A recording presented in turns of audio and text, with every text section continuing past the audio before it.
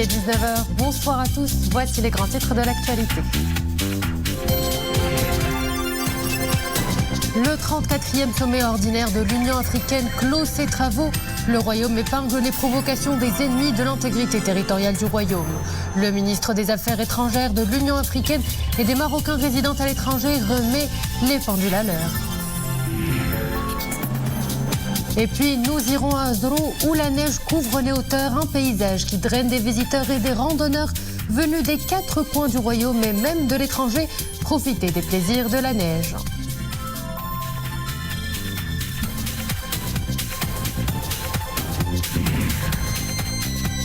Enfin, nous ferons la connaissance de Hassan Baraka, un nageur en eau glacée qui s'apprête à une grande aventure au pôle Nord. Nous avons assisté à une partie de ses préparatifs au lac Aguilman Azgza.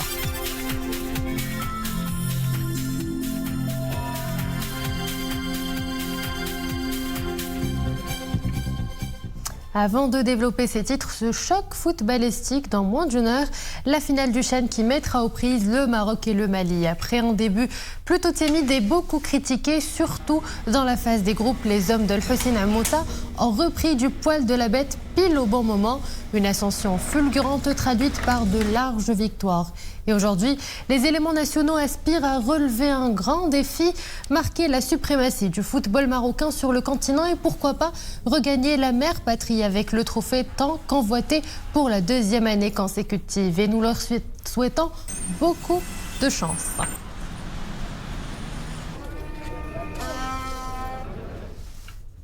Nasser Bourita fustige, il dénonce les tentatives d'impliquer l'Union africaine dans la gestion de la question du Sahara marocain.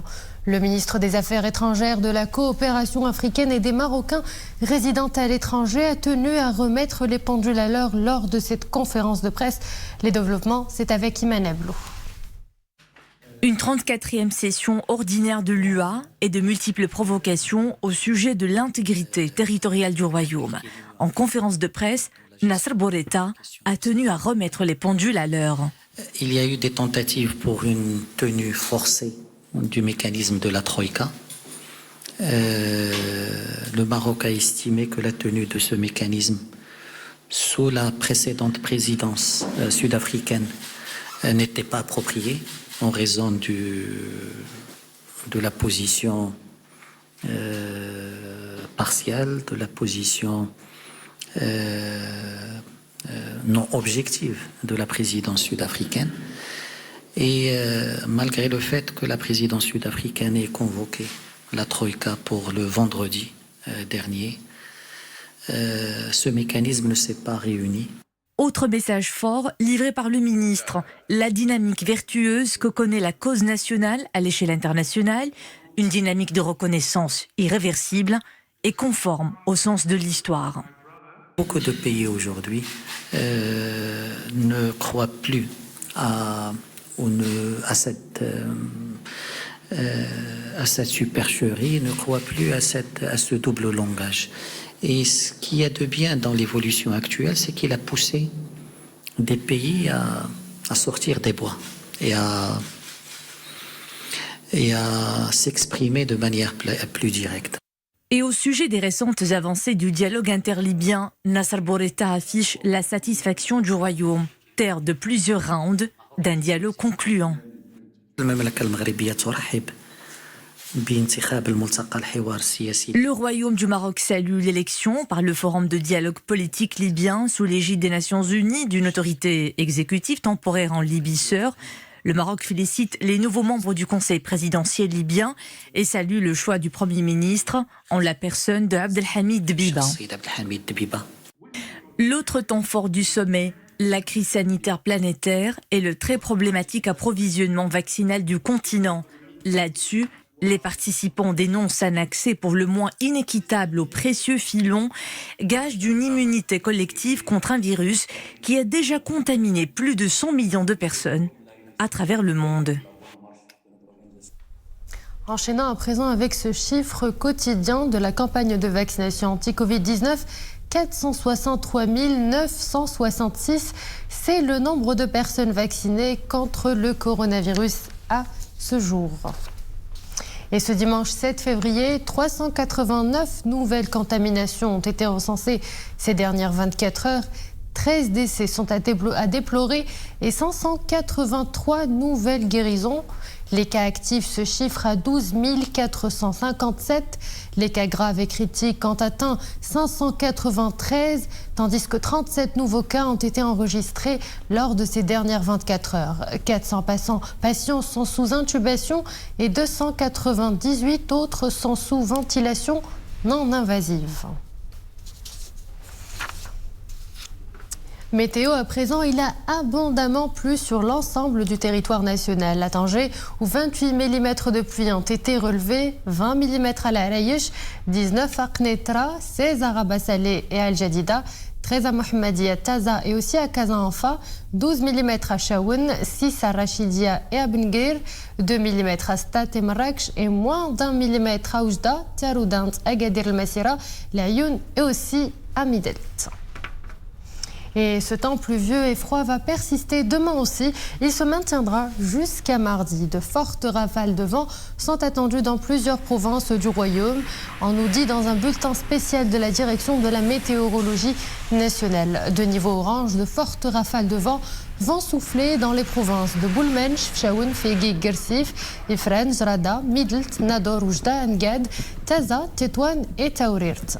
Ces rafales sont également attendues demain, lundi et mardi dans les provinces de Tanger, Assela, Fahsanjra, Tétouan, Mediaq, Fnidaq, Fchaoun, Husseima, Nador, Berkan, Oujda, Ngad, Taourirt, Gersif, Taza et Taounat.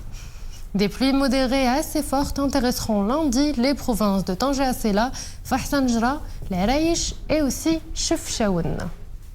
Et ces chutes de neige en ont séduit plus d'un en montagne. Les paysages sont à couper le souffle. De quoi charmer les touristes qui se sont rendus en masse à Azrou, par exemple, où l'activité touristique reprend des couleurs. Ahmed Fadeli et Zakaria Moukin Billah.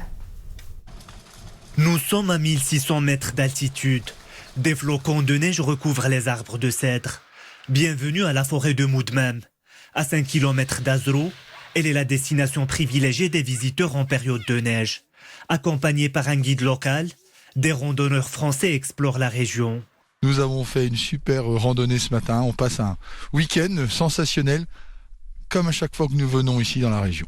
Je suis très contente de venir ici pour faire une randonnée. On a vu vraiment beaucoup de touristes qui viennent de Rabat, des étrangers, des Marocains qui viennent vraiment pour profiter de la beauté de la neige et de la forêt de cèdre et le parc national. Et on est très content que vraiment on a pu vraiment reprendre peu à peu notre activité.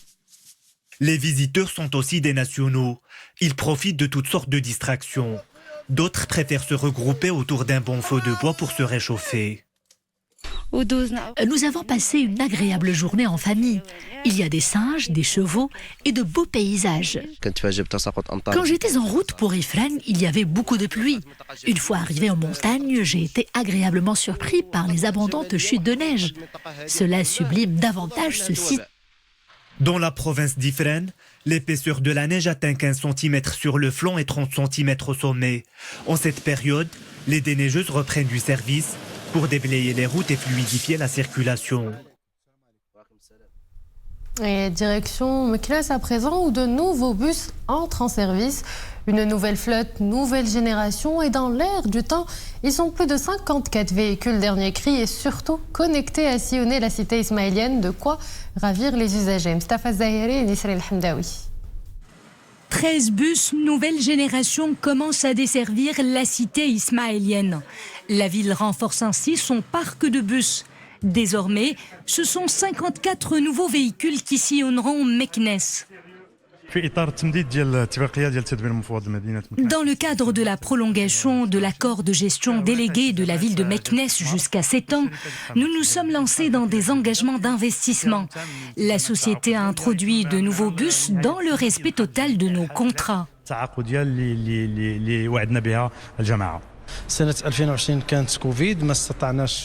En 2020, en raison de l'épidémie, nous n'avons pas pu mettre de nouveaux bus en service.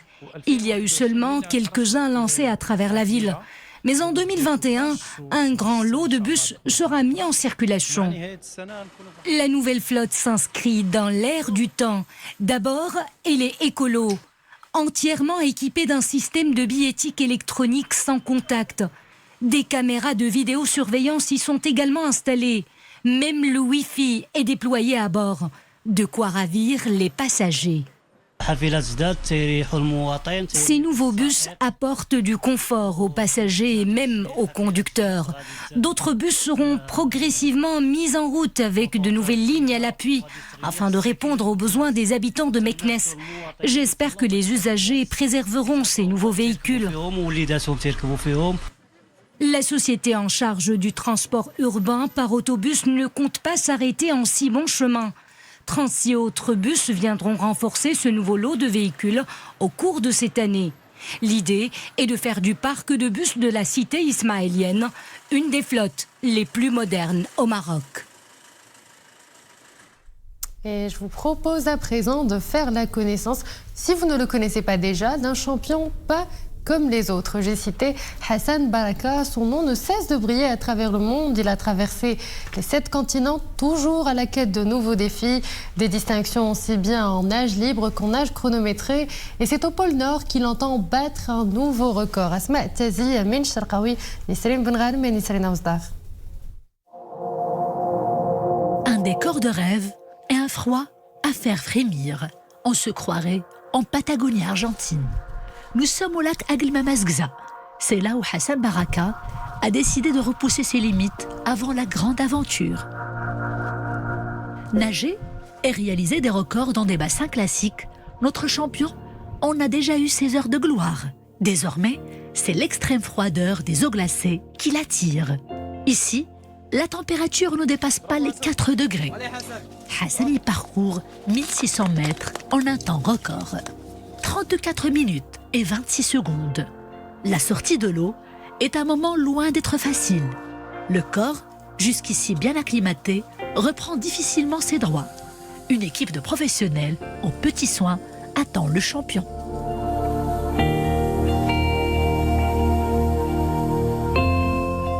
Tu te sens invincible.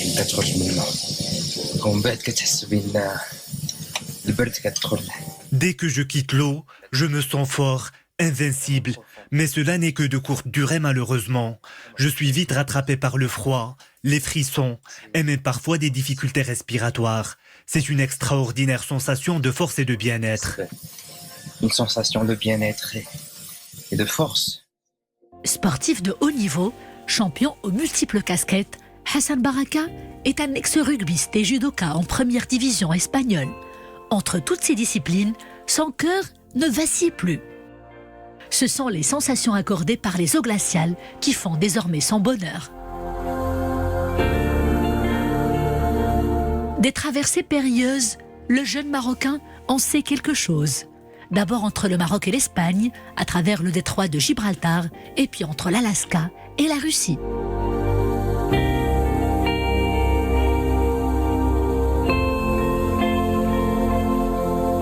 L'infatigable baroudeur s'est également distingué dans de prestigieuses compétitions internationales, notamment en Australie.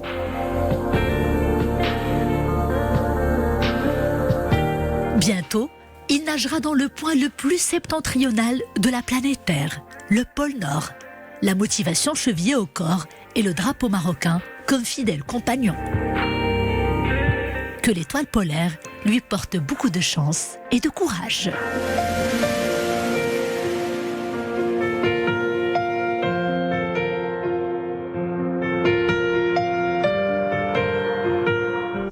Et avant de nous quitter, je vous rappelle que le match de la finale de la CHAN qui opposera le Maroc au Mali se jouera ce soir à 20h. Et nous souhaitons que nos lions de l'Atlas reviendront à la mère patrie avec le trophée.